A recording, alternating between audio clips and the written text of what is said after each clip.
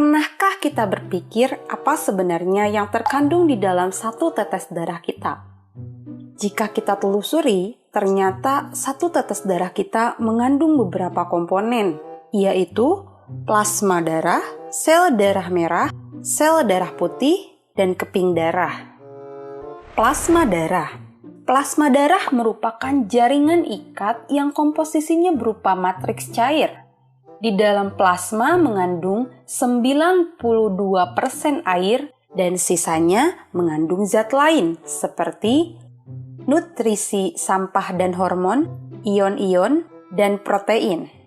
Pada protein mengandung komponen seperti albumin, globulin, dan fibrinogen. Sedangkan serum darah yang kita kenal merupakan plasma darah yang fibrinogennya sudah dihilangkan. Sebagaimana kita ketahui, fibrinogen merupakan faktor yang berperan dalam proses pembekuan darah. Eritrosit.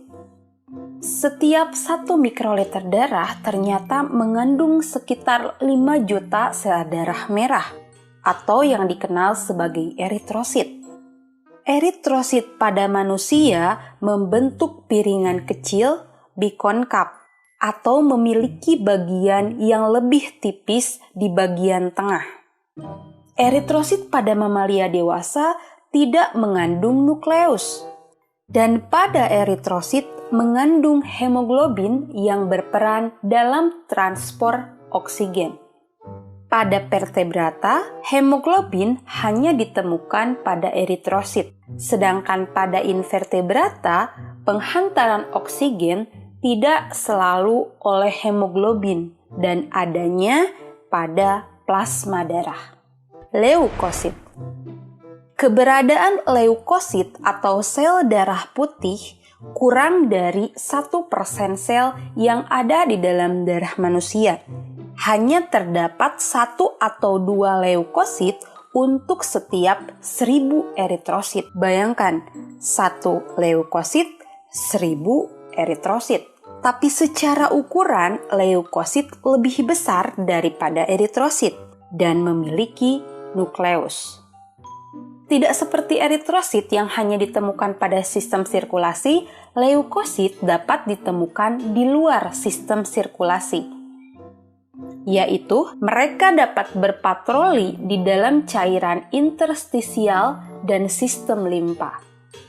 Leukosit terdapat beberapa variasi, dan variasi tersebut memiliki peran spesifik dalam pertahanan melawan mikroorganisme dan benda asing yang masuk ke dalam tubuh kita.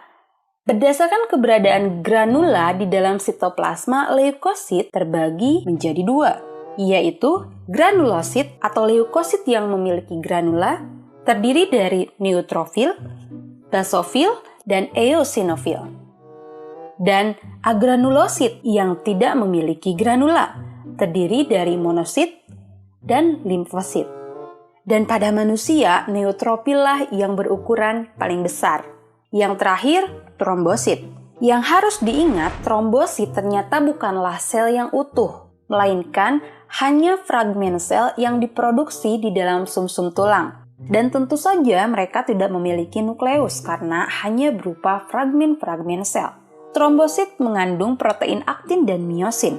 Mereka akan dikeluarkan sebagai respon ketika tubuh terluka dan berperan dalam proses pembekuan darah. Mengenai proses pembekuan darah akan dibahas di video selanjutnya. Oke, segitu aja video mengenai komponen darah.